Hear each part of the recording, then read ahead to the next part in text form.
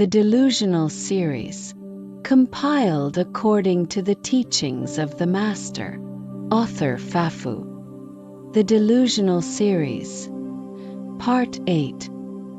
Illusory. Pretending to be something one is not is ultimately futile. Such pretenses will eventually be exposed, and others will see through them. On the other hand, if one is honest and sincere, others will be more sympathetic, for they too have experienced similar struggles. When one's pretense is revealed, it only invites aversion, not compassion. Therefore, afflictions are truly harmful and should be completely eradicated. If one is truly free from afflictions, they would never dare to follow them. If one is not afraid of afflictions, it either means they have not fully understood their harmful nature, or they are simply ignorant of the consequences they bring. Take the robber as an example.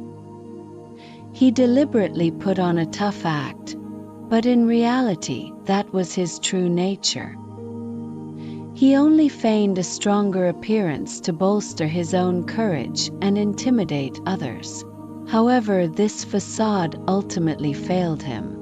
If he were truly as formidable as he pretended to be, how could he have been captured?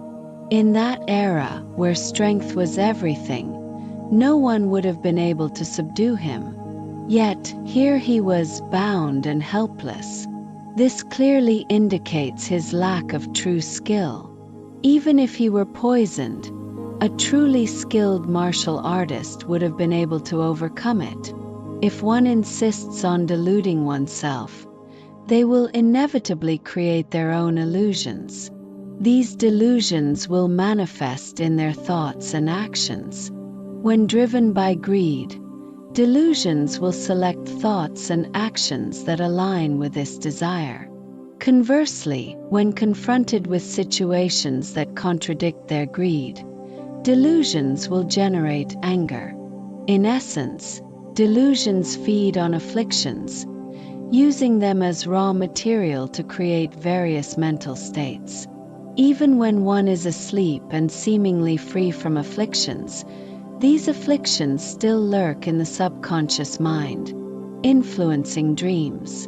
In some cases, afflictions may even control one's dreams. There are instances where individuals, upon waking from a dream, desire to continue it. It is beneficial to record one's delusions without immediately analyzing them. By keeping a detailed record of the entire process, one can later analyze how these delusions arise, what materials they draw upon, and how they are assembled.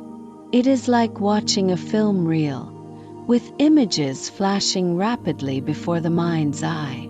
Each delusion is fragmented and discrete, but the speed at which they arise gives the illusion of continuity. In reality, they are individual fragments, often unrelated to the previous thought. By recording these delusions, one can observe them objectively and realize that they are not oneself. The true self is the observer of these delusions, not the delusions themselves. You simply haven't practiced enough.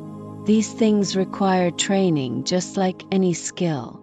With consistent practice, one can eventually master the art of observing their own delusions. As long as these delusions persist, one cannot attain peace of mind. How can one expect to simply observe their suffering without experiencing it? The suffering itself is an affliction. One should allow this suffering to intensify, and then gradually diminish it. Through countless repetitions of this process, one will eventually realize a profound truth. They have the power to both amplify and diminish their suffering. Initially, when one begins this practice, their understanding may be hazy. Although they may intellectually grasp the concept, they may not fully comprehend its essence. However, after thousands of repetitions, a deep understanding will emerge. This understanding is qualitatively different from the intellectual understanding gained through mere contemplation. It is a firm and unwavering conviction, born out of countless hours of practice. At this point, one may question the purpose of amplifying suffering. The answer is simple.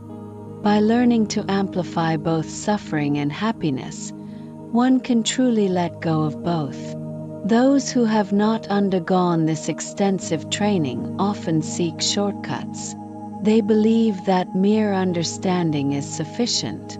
However, the Buddha himself stated in the Shurangama Sutra that simply memorizing the Dharma without practicing it is futile. It is like memorizing a cookbook without actually cooking.